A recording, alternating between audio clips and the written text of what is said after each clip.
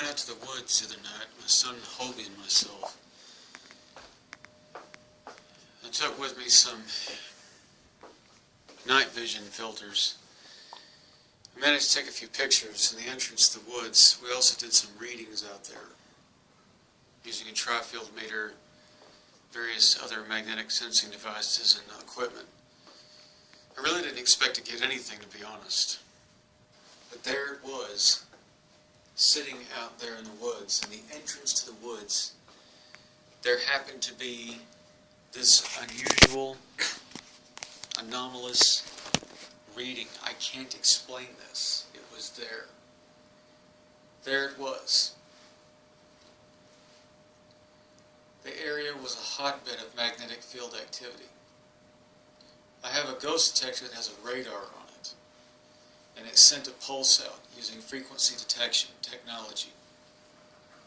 4 blips came up on the radar in the direction of the entrance to the woods, where we have seen what looked like aliens in the woods. Now, I know that sounds how that sounds, but I mean, they don't look human. So I'm coming to the conclusion we're dealing with some kind of a gate or a portal or something down in those woods. I could have seen anything down there, to be honest. But there they were. And that was on one occasion a while back in 2014. Since then, we haven't really had the kinds of experiences since we've just gone down and seen various things. But only after midnight, when all the lights in the streets are off, the activity seems to pick up in that area. This location is secret. I haven't been telling anybody where it is. But it's down there in those woods, and our meters, my equipment went off the scale, pinging off the scale in that area in the part of the woods. This was a surprise, plus the 4 blips in the radar. I've taken some pictures of the night vision filter and had some interesting results come out. I'll be sharing those and letting you see them. But again, this is just a brief update about that side, my research. I share other stuff with you here on YouTube. And rather than set up a bunch of different channels, I just wanted to kind of, here it is, right here for you. I've created playlists. You want to go look in that direction, look in that direction, look in that direction, okay? We might take the SB7 spirit box down there and do some readings on that too, and see what comes up. But again, like I said, it takes a fair bit of courage to go walking down in the dark woods at night, in an entrance from a park that enters into a dark, black, British English forest, damp, cold, in the wintertime. And there's nobody around, no habitation. It's not something that, you necessarily, it's not exactly a field trip outing to a park or some zoo or a theme park somewhere. This is something that takes a fair bit of doing, a little bit of courage to step into something like this. Walking into the unknown and going directly into the unknown, not really sure what may be waiting at the other side. The kind of psychology it takes to do something like this. One has to almost remove one's conscience enough just to be not thinking about it. But in the name of research, gathering data, making contact, and determining once and for all, conclusively, are we being engaged by extraterrestrial life on this planet? Although many have said this, many have come forward and said this at the UFO Congress a few years ago. Many former military people, scientists, and other people who have witnessed this have come forward. I come to you as an ordinary person from just down the road from you, and I'm saying to you here, I'm an experiencer, here's my research, and I've gone out to meet them. For if you go looking for this, you will find it. And in my YouTube channel, I'm taking you along in this journey together. Rather than just bring you the experiences, I go and get the evidence for you and get it out of the field and give it to you directly. And then you, the viewer, decide for yourselves what you think. But as I said before, we have had face-to-face encounters.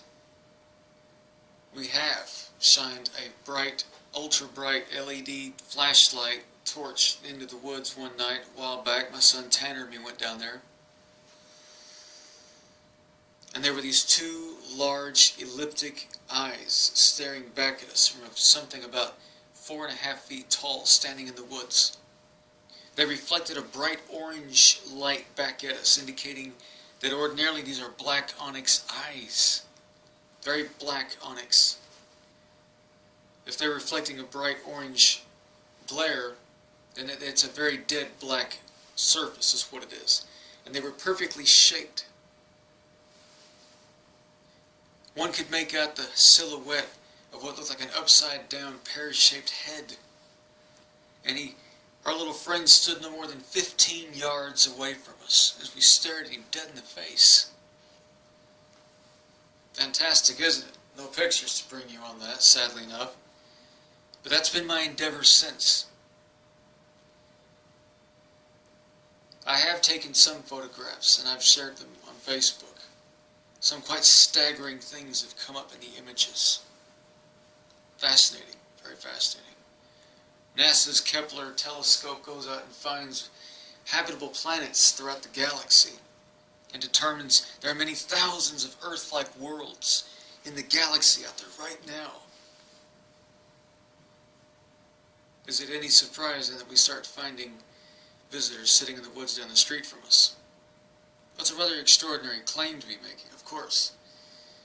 But again, I bring you the photographic, videotape evidence and any recordings I can bring you in SP7 Spirit Box sessions I share to YouTube. You decide for yourself. I can only bring you what we saw. I can't say that's an alien. For all we know, someone could have stood a mannequin up in the woods and are playing a game with us. After midnight in the dark, who knows? Stranger things have happened. Maybe they knew we were going down there. You notice in my YouTube videos, I don't necessarily come out and say that. In those experiences, I don't come out and necessarily say directly, this was this. Even if we'd met him face to face, I still can't say that. He could have been from the earth. There is the Tibetan belief of an ancient kingdom called the Argathans. It lives beneath the earth. It is in my research and what I understand, these beings are of the earth, and they're called the Argathans. Sometime known in the Tibetan faith, also known as the Asgard. But they've landed here long, long ago, and they've been on this planet for a long time. They've just taken up cities beneath, in caverns inside the earth. There are many caves in England that open up into the surface. That area in the woods, I have determined, there is a cave entrance that goes below. Our little gray friend we saw that night with the large eyes may simply be an Argathan coming out to greet us.